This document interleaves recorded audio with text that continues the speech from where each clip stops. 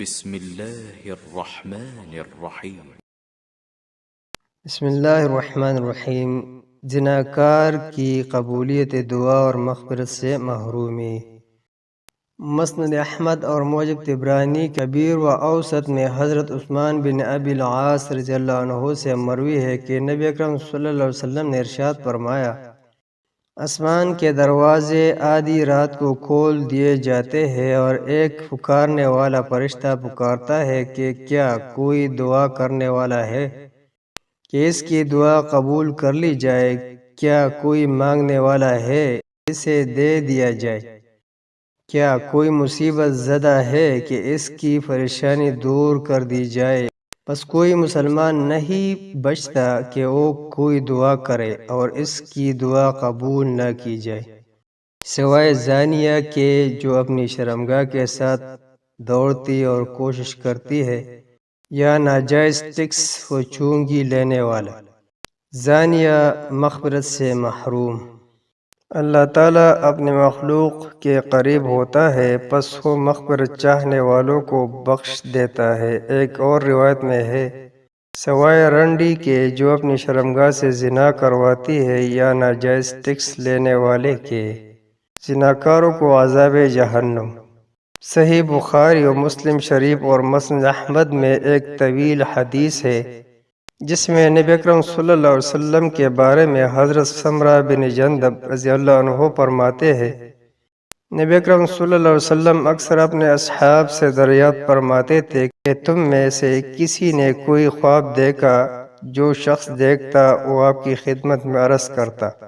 آگے وہ بیان کرتے ہیں کہ ایک دن خود آپ صلی اللہ علیہ وسلم نے خواب بیان کرتے ہوئے فرمایا، آج رات میرے پاس دو آنے والے آئے اور انہوں نے مجھ کو بٹھایا اور کہا کہ تشریف لے چلیے۔ میں ان کے ساتھ روانہ ہوا۔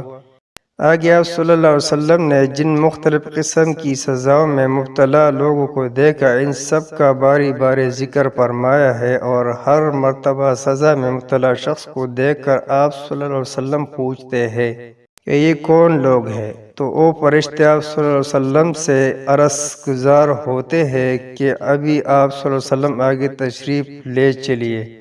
اور جب آپ صلی اللہ علیہ وسلم ایسے ہی 5-6 قسم کے لوگوں کے پاس سے گزر گئے اور بالآخر آپ کو ایک جگہ کے بارے میں بتایا گیا کہ جنت عدن ہے اور یہ آپ صلی اللہ علیہ وسلم کا مقام ہے۔ آپ صلی اللہ علیہ وسلم فرماتے ہیں کہ میرا گھر سفید بادل جیسا خوبصورت محل تھا، میں نے اس میں داخل ہونا چاہا تو عرض کیا گیا کہ اب تو نہیں، البتہ آپ صلی اللہ علیہ وسلم اس میں داخل ضرور ہوں گے۔ پھر آپ صلی اللہ علیہ وسلم نے فرمایا، آج رات کو میں نے بہت سے عجائبات دیکھے ہیں، اب ان کی تفصیل بتائیے میں نے کیا دیکھا؟ فرشتوں نے کہا، اب ہم آپ صلی اللہ علیہ وسلم کو ان تعجب انگیز امور کے بارے میں بتاتے ہیں۔ چنانچہ انہوں نے پھر ایک ایک کر کے بتایا کہ فلاں فلاں کون کون لوگ تھے۔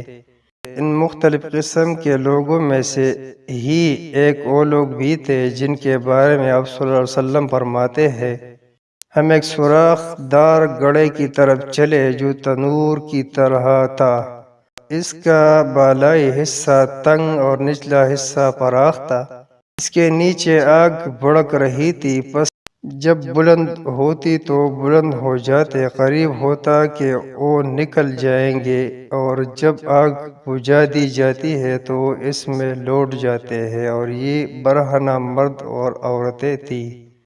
جبکہ ایک اور روایت میں الفاظ کچھ اس طرح سے ہے، اس میں شور و غل اور آوازیں ہیں۔ فرمایا، ہم نے جب اس میں جھانکا تو اس میں برہنہ مرد اور عورتیں تھیں، ان کے پاس ان کے نیچے سے آگ کا شعلہ آتا ہے، اور جب یہ شعلہ ان کے پاس آتا ہے تو وہ ہائے واویلا کرنے لگتے ہیں۔ اور ان لوگوں کے بارے میں فرشتوں نے نبی اکرم صلی اللہ علیہ وسلم کو بتایا، جو مرد اور عورت برہنہ ہے وہ تنور کی عمارت کی طرح کی چیز میں ہے، سو یہ زنا کرنے والے مرد اور بدکار عورتیں ہیں۔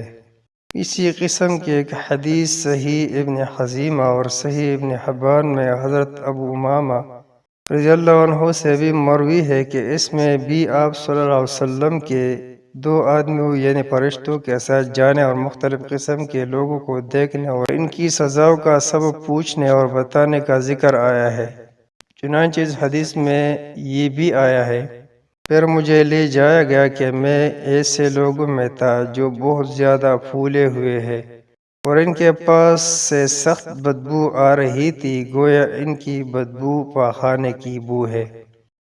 اور ان لوگوں کے بارے میں جب نبی اکرم صلی اللہ علیہ وسلم نے فرشتوں سے پوچھا کہ یہ کون لوگ ہیں، تو آپ صلی اللہ علیہ وسلم کو بتایا گیا یہ زانی لوگ ہیں۔